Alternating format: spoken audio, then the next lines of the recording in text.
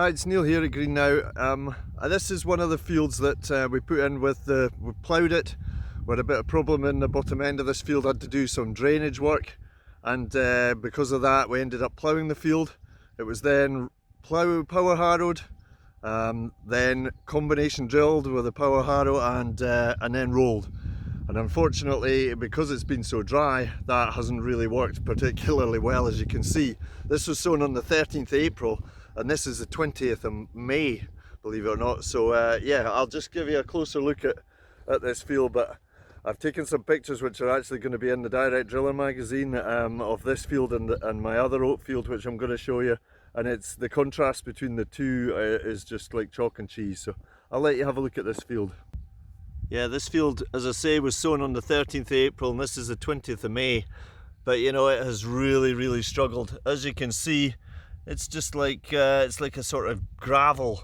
It's dry right to the bottom of the plough depth, and we have hardly had any rain, you know, since sowing. We had one good heavy night's rain 2 weeks ago and we've just had maybe 1 or 2 millimeters since, so not really enough to get it going. It's just coming now in the rows, but you know, it's quite disappointing. When you see the other field that was sown with the Mzuri, it's just the contrast is just unbelievable. This is a field of Canyon oats, which I had the picture on my Instagram, and the picture will be in the Direct Driller magazine in June. This was direct drilled into an overwintered stubble. It was spring barley last year, overwintered stubble, hen pen on the top, hen muck on the top, drilled directly in, no other pass. And you know, when you compare it to that other Canyon oat field that I'll hopefully show you on the video, I mean, it is just unbelievable. Just the retention of the moisture without disturbing the soil has made a great difference, and you know, it is looking really well. It's as good as I would have hoped it would have been at this time. So yeah, you can see there's quite a lot of residue on the top, still quite a lot of stubble, some dead weeds which were sprayed off before it was drilled. But it has had 72 kilos of nitrogen and the hen muck. That's all it's had. It's had no sprays yet, and that'll be all the fertilizer it gets. So I think it's looking like it's got lots of potential. We're in the bean field here. This is Maris, an old variety, very old variety of tick beans, almost the size of a pea really. This was spring barley. Last year, overwintered stubble, sprayed off, then just direct drilled in, nothing else in front of that, or and then just rolled in behind. This wasn't sown until the 20th of March, so a month later than it was the year before. But once again, I think I probably went a bit high on the seed rate, but it is very pleasing to the eye. I mean, they do look really nice, and it's sown at around 45 degrees to last year's sowing, and then the tram line's just put in with a GPS, so no actual tram line on the drill. But yeah, they really are. I think they're looking really well. This field had a lot of lime, so you can still see little pieces of lime. This is the one that we talked at the gate about putting the lime on, and then had the short video of the lime going on. Well, that was last year, and this year we've got quite a nice crop of beans in here, which I'm pretty happy with. And they're very clean at the moment, and there's no notching, there's nothing eating them too badly at the moment, so hopefully we can skip a spray or two on those. And it's been such a great growing spell for them. But they were sown in about 3 inches deep, and there really was a lot of moisture after the wet winter, but it was very baked hard on the top. But because we put it in underneath that hard edge and didn't overwork it, just the once over, we retained the moisture underneath there, and the beans have really got a hold of that. And yeah, I'm really pleased with the field. We had they do tend to be a nice crop to grow, so it's good to get them off to a good start. Now we're down here, we're in the Barrel. This is Barrel, and half the field's illicit, half of it Barrel. This was sown round about the 20th of September as well. Reasonably high seed rate, you know, up around a 190 for all that it was in quite early. I just was trying to make sure, because the forecast was so bad, that we had a good standard crop, and we've been really lucky because in spite of it being horrendously wet, this crop has come away really well, and actually has tillered really well and filled the space. You know, so I'm pretty hopeful for this crop. I will just be honest, and go across here. You know, this is the kind of Instagram picture shot behind me here, but the harsh reality is that the water runs from the road into this field and then along to the burn there sometimes when you get excessive. So this is what happened. The whole of this headland was underwater for the whole winter, flowing like a river along to that far corner where it flooded. So I had to take that out, and that was just Mzuri spring barley, just straight into that when I did the field next door. So yeah, I've got a crop in there, but yes, it's not 100% the wheat, but the wheat that's in there, obviously, you know, I'm really pleased with. It's just a shame that we have these bits, but it's that kind of year, isn't it? This is a field of winter wheat. This is Barrel winter wheat. It was sown about the 20th of September. This was just directly drilled straight into straw raked oilseed rape stubble. The weather was still really good then, and it went in and it's never really looked back. You know, it's had some horrendously wet weather, and you know, if I was being honest, I could turn the camera around here and you would see this bit behind me here, and you can see all of this patch here, the burn that runs, the river that runs through the side of this field. It overflowed, and it flowed into the low part of this field, so it flooded all this area here. So you can see, you know, there's no crop on that. I've been through it. It baked very hard. I've been through it with a subsoiler because next year that'll just be direct drilled. After this wheat's taken off, it'll stay stubble all winter. We'll maybe try and run the rake over it. We'll spray it maybe to get rid of any weeds in March next year, and then that'll be direct drilled into spring oats. So I just thought I would run the subsoiler through that wet hole because a lot of water lay on that. But when you look at the crop itself, if I can bring this down, you know, it is looking really well. It's very clean, and yeah, I'm really happy with it. Just unfortunate that we have this patch obviously with nothing on it, but that's just the kind of year it's been.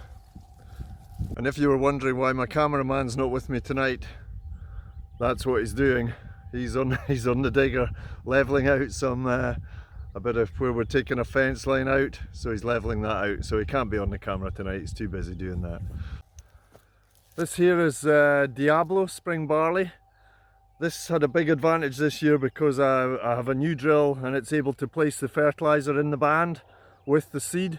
So this was an overwintered stubble. This was winter wheat, sprayed off in March and then sown in April. So yeah, it's got off to a great start too. It's looking quite well. It'd be nice to see, you know, soon when it bridges the gap between the rows and things, but you know, we're on May the 20th. It's been a difficult growing season. It's gone from extreme wet to extreme dry, so I'm actually really pleased with the way it's looking. I'll try and keep myself out of that video if I can, and you can maybe get a look around the field. It came through very evenly. There's a tram line and some longer stubble around that pole there, but yeah, it's looking pretty good, I think. This has had all its fertilizer. It had some NPK down the leg when it was sown, and then just a top up of nitrogen after that with a little bit of sulphur in it. And it's not been sprayed yet, but it'll be due a weed kill and a light dose of fungicide maybe this week, so we should get on and do that. It's just a quick demonstration here as I walk along this headland. I ran out of fertilizer as I went from this row on the headland, so you've got it coming out from the hedge. Then I ran out of fertilizer here, so that just had the fertilizer on the top, not placed, and then I topped up and went back when I got to the gate. So it is a mistake, but it's actually been really interesting because I think hopefully you can see the difference as clear as I can. We're just across the road now. This is a field called the flat field. I do have a video if you go back in YouTube and look at the spring oats being sown directly into the stubble. That was in this field, and I do a little bit speaking to the camera with the straw after we cut the oats on about this spot here. So this is the wheat that followed the oats. We baled the oat straw, cut it quite high, baled the oat straw, and then just sowed directly into that. So there were a lot of volunteer oats. I mean, I don't know how well you can see that down in there, but there were quite a lot of volunteer oats, which we got a great kill with in February. Believe it or not, one of the very few days we were able to go on.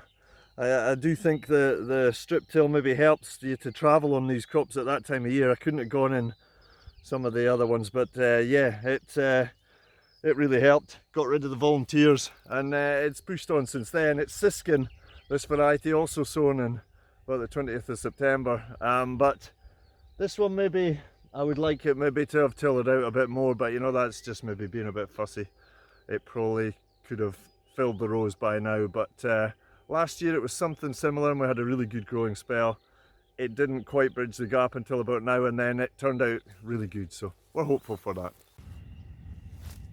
This is a field of Pearl, winter barley. This is grown on a Simpson's malt contract, and if I stood in this part of the field and held the camera up like this, you'd probably think that actually that looked okay, but it does flatter to deceive, I have to be honest. We've lost the bottom headland and the top headland, and you can see in the background there that, you know, there's compaction that we just didn't manage to lift from last year. I think I maybe could have run the front leg a bit deeper in the drill, but winter barley is one of the things that I struggle I've never quite got a real bumper crop behind the drill. Hopefully next year, you know, I think, you know, we had not a bad one last year when we went into dry conditions, but this autumn in September when this went in, you know, this is quite a light field, but it was still okay, but it just had so much rain after. The barley just doesn't like that, and you know, it